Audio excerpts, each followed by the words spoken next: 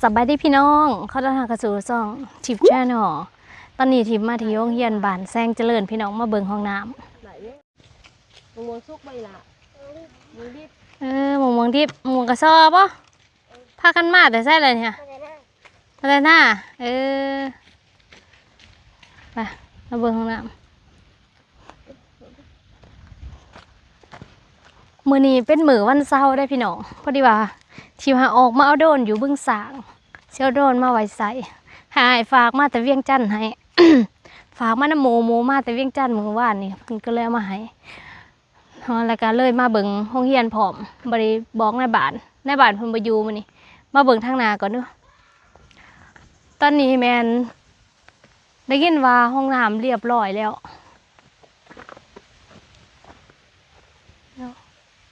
เพิ่นบ่ทันได้คัดแต่ว่านี่เนาะน่าจะโบกหักแล้วไหมนี่ให้เพิ่นเฮ็ดเป็นปองเพราะว่าเขาบ่ได้อันน่ะซื้ออันสองลมเพิ่มเดี๋ยวนี้เพิ่นหันเขาก็เฮ็ดเท่แล้วใหม่ๆตัวนี้น่ะเนาะทางพี่เป็นจังได๋นี่นะมาเบิ่งทางพี่ก่อน อันนี้ก็จะเป็นทางด่านล่างเนาะสองลมเข้าใจห้องละอันมันบ่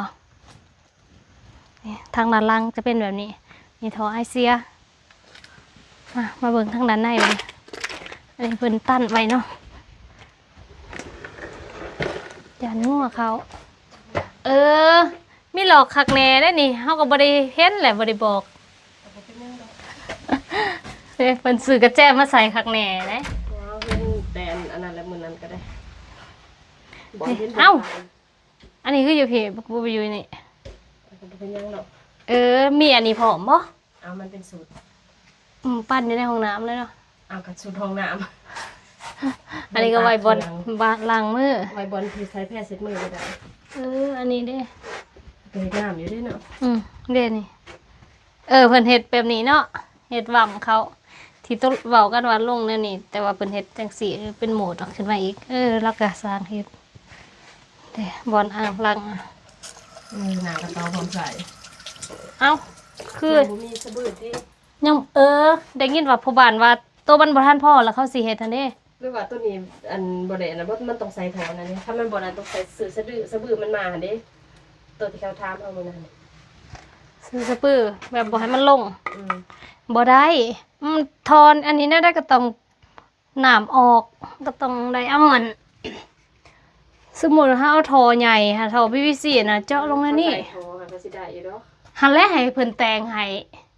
คือบ่ได้แต่งก็เลยจังบอกไว้มันต้องเอาท่อใหญ่เด้ให้มันกวบนี่เลยนี่ให้มันสิมารวมอันนั้นอยู่เด้ให้มันกวบนี่ต้องเป็นท่อ2 นิ้ว2 นิ้วหรือ3 นิ้วนี่แล้วก็ต่อลงเลยแนวว่าเฮาบ่ได้ซื้ออุปกรณ์เสริมมันนี่ประมาณนี้พี่น้องของน้ำเดี๋ยวไปเบิ่งข้างนั้นอันนี้เพิ่นคือสิเป็นบ่ทันได้คาดนี่คาดให้มันเป็นเหลี่ยมดีๆเด้เฮ็ดเป็นแบบนี้พอให้อากาศมันหลวง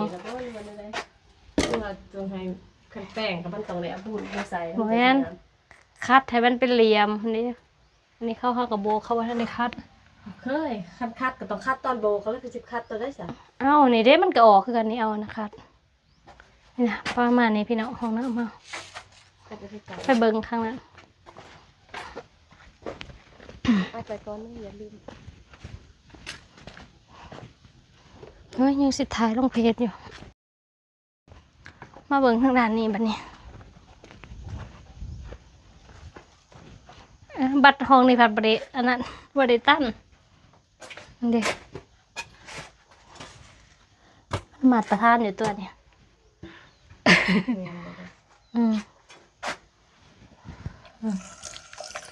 ใส่ได้เลยพอดีคักเลยเด็กข้าผู้ใหญ่สูงขึ้นก็เฮ็ดจังซี่เด็กหน่อยก็เฮ็ดจังซี่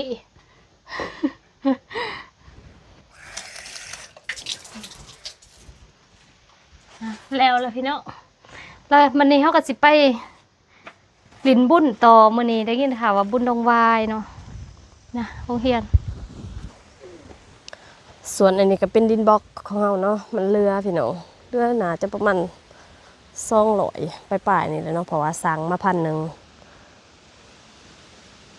ก็ขายแต่มันเหลือเนาะเพราะว่าคันมันบ่พอมันก็สิยากพี่น้องแล้วก็มีเครื่องที่เพิ่นสั่งน้ำลังเนาะเพิ่นว่ามันบ่พอแล้วก็เพิ่นแจ้งไปก็เลยบอกว่าให้เพิ่นซื้อมาใส่ก่อนเนาะแล้วก็ที่จริงว่ามามื้อนี้แล้วสิแทนเพิ่นแต่ว่าโทรหาในบ้านเพิ่นบ่อยู่เนาะเพิ่นไปหน้าแล้วก็เลยว่าบ่ได้อันน่ะเพิ่นเนาะก็เลยว่ามาเบิ่งกัน2คนพี่น้องอันกับแผ่นเสื้อหลานี่ซื้อเพิ่มเนาะเพิ่นว่าคันบ่ใส่แล้วมันบ่งามก็เลยได้ซื้ออันนี้มาเพิ่มทางเพิ่นก็ถือว่าเฮ็ดโอเคอยู่พี่น้องกว้างดีเนาะแต่ว่าเสียแต่ว่าเฮายังบ่ได้เบิ่งข้างในเลยพี่น้องเพราะว่ามามื้อนั้นเห็นอยู่บอนตั้งหัวสวมเนาะแต่ว่าตอนเพิ่นตั้งแล้วยังบ่ทันได้เบิ่งตอนนี้ก็มาฮอดเทือนแล้วพี่น้องกลับมาแต่เว้นพุ่นแหละกินข้าวแต่ว่าบ่ทันได้อาบน้ำเทื่อตอนนี้ก็ห้องน้ำของเฮาก็ถือว่าเกือบสำเร็จสมบูรณ์แล้วหรือว่าแล้วเกือบ 100% แล้วเหลือเล็กน้อยที่ว่าก็ใช้เวลาประมาณบ่ฮอดเดือนเนาะในการก่อสร้างแต่ว่าส่วนที่ท่าหรือว่าส่วนที่เสียเวลาไปก็คือส่วนที่สั่งเครื่องเพราะว่าสั่งเครื่องอยู่หันที่1แหละจนหอ2อาทิตย์แล้วจึงบอกว่าส่งบ่ทันแล้วทิพย์จึงได้ไปสั่งบอนใหม่บัดนี้ในเวลาสั่งเครื่องก็บ่แม่นสั่งแล้วก็สั่งมื้อนี้ได้มื้อนี้หรือว่าสั่งมื้อนี้ได้มื้ออื่นอย่างเช่นท่อห้องน้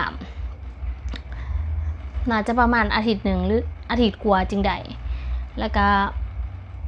เซาก็ได้เทใช้เวลาในการเทแล้วก็อีกอย่างอีกบล็อกอีกก็สั่งนี่ก็ได้ซ่าอีหลีพี่น้องแบบว่าเขาเจ้าส่งบ่ทันนะบอนที่เฮาเคยสั่งหรือว่าอาหารที่เฮาตั้งใจสั่งในตอนทวิตแล้วก็เป็นราคาที่เฮาประเมินนะเขาพัดบ่ได้ส่งให้เฮาเขาเลื่อนมื้อนั้นมื้อนี้ก็เลยบ่อยากทาเลยตัดสินใจไปสั่งอาหารอื่นนะคะพี่น้องแต่ว่าตอนนั้นเฮาก็เสียเวลาไป2อาทิตย์มันบวกสั่งเครื่องอีกก็ราวๆประมาณ2อาทิตย์ก็เป็นเดือนนึงแล้วจึงได้มาก่อนี่ก็น่าจะใส่เวลาบ่เกิน2อาทิตย์นี่แหละประมาณนี้หรือว่าภายใน2อาทิตย์นี่นะเพิ่นก็ถือว่าได้เฮ็ดแล้วซึ่งงบประมาณที่ได้มาเฮ็ดห้องน้ำในเทื่อนี้ก็แม่น 2,000 เหรียญซึ่งแม่นางเพิ่นให้มาเป็นเงินบาทก็คือ 6,200 บาทซึ่งเฮาใส่ไปแล้วประมาณ 30,000 ปลายกว่าบาทหรือว่าประมาณ 30,040 สรุปไว้นี่ก็คือ 33,973 บาท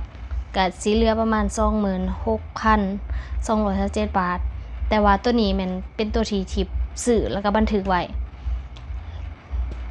มื้อนะคะซื้อลวดยังบ่ทันได้แล้วก็ยังบ่ได้ทันได้ไปถามเขาอยู่พี่น้องจักไปถามแล้วสิได้อยู่บ่ซื้อลวดแต่ว่าเขาบ่ได้เอาลวดให้ไปส่งเครื่องเขาก็ลืมอันนั้นบ่ได้กวดเพราะว่าบ่ได้รายการก็เลยบ่ได้ฮู้ว่าลืมบ่ได้กวดเบิ่งบิลกับเครื่องหั้นนะพี่น้องเอาอันปกติก็กวดแต่ว่ามื้อนั้นบ่ได้กวดแต่ว่ามันก็บ่ได้หลายดอก 60,000 กีบตอนที่เฮาซื้อลวดคือจังหวะประมาณนั้นแหละหรือว่าลวด2ก้อนเนี่ยก็ยังบ่ทันได้จ่ายให้ทางบ้านเพราะว่าบางอย่างหันบ้านจ่ายคือค่าสร้างนี่บ้านเป็นคนออกส่วนแบบซื้ออันอื่นน่ะนะที่บอกให้เพิ่นลงบิลไว้แล้วสิเอาลงในบ่วงตัวนี้แต่ยังบ่ทันได้ไล่กันว่ามีหยังแหน่ที่จะต้องจ่ายเพิ่มแล้วงบประมาณที่เหลือจากตัวนี้ก็สิได้เอาไปเฮ็ดโรงเรียนเพราะว่าโรงเรียนของเฮาหั่นนะก็ได้หยุดชะงักไปเนื่องจากว่ามาเฮ็ดห้องน้ำก่อนแล้วก็จังสิมาต่อโรงเรียนเพราะว่าอยากเบิ่งงบที่เหลือจากห้องน้ำนี่สิมาใส่กับบ่วงที่เฮามีอยู่ก็สิได้เทพื้นก็น่าจะใส่งบประมาณหลายเติบอยู่พี่น้องโดยเฉพาะก็คือส่วงเล็กขึ้นแบบนี้คือส่วงก่อนที่เฮาประเมินหันบ่ทันได้ขึ้นแม่นบ่แต่ว่ามาส่วงนี้ยังก็ขึ้นหมดยังบ่ฮู้ว่ามันสิเท่าใดตอนไหนไปรวมกับบ้านอีกที่หนึ่งสำหรับตัวเฮ็ดโรงเรียนนี่เนาะอันนี้สำหรับห้องน้ำก็อยากขอบใจหลายผู้ใหญ่ใจดีที่ว่าได้ให้งบประมาณมาในการสร้างห้องน้ำซึ่งนำมาโดยแม่นางทอมสันมี2ครอบครัวที่ว่าเพิ่นสนับสนุนมาทิพย์ก็ขออ่าน ซื้อเพิ่นอีกเทื่อหนึงก็คือครอบครัวของดรเจสันยุนเอ็กและสุริยาคัมลีแล้วก็มีครอบครัวแอนโทนีแก้วและสเลนคัมลีอันนี้เป็นเจ้าภาพที่ว่าเพิ่นได้ให้งบประมาณในครั้งนี้มากอะขอบใจหลายๆเด้อตอนนี้ก็ไก่สิได้ใส่แล้วไปเถอะนะเดี๋ยวสิพาเบิงเปิดประตูให้เบิงไปเถอะนะก็คือสิเสร็จสมบูรณ์แล้วแหละคือสิได้ใส่ห้องน้ำแล้วไปเถอะนะนี่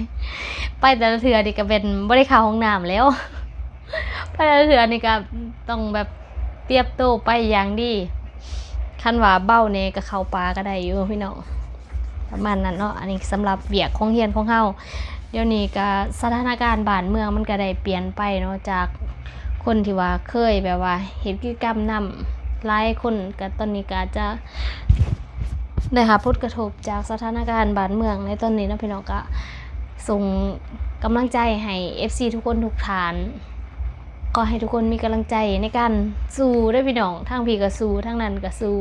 ทั้งได้ก็สู้คือกันส่วงนี้ สถานการณ์มันเปลี่ยนไปเนาะคือ แต่เก่าทิพย์ก็เดินทางดูเดี๋ยวนี้ก็เดินทางบ่ได้เลย แต่ก่อนนะครับกรุงเทพแค่ปากซอยเดี๋ยวนี้สิออกปากซอยกับปั้นกรุงเทพแล้วใกล้เบิดมืดเดี๋ยวนี้ ช่วงนี้ไปไสบ่ค่อยสะดวกก็อยู่บ้านเฮานี่แหละพี่น้องเฮ็ดกิจกรรมแล้วก็เลาะถ่ายคลิปแถวอมแอมบ้านเฮานี่แหละเนาะจนกว่าสถานการณ์มันสิกลับมาเป็นปกตินั่นเองอันนี้ก็มาอัปเดตห้องน้ำเนาะตอนนี้ใกล้สิแล้วก็ขอบใจเจ้าภาพอีกเทื่อนึงขอบใจหลายเด้อต่อไปก็สิได้มีห้องน้ำใส่แล้ว สำหรับคลิปนี้ทิพย์กาสีเจ้าไว้เพียงเท่านี้เจอกันใหม่ในคลิปหน้าสบายดี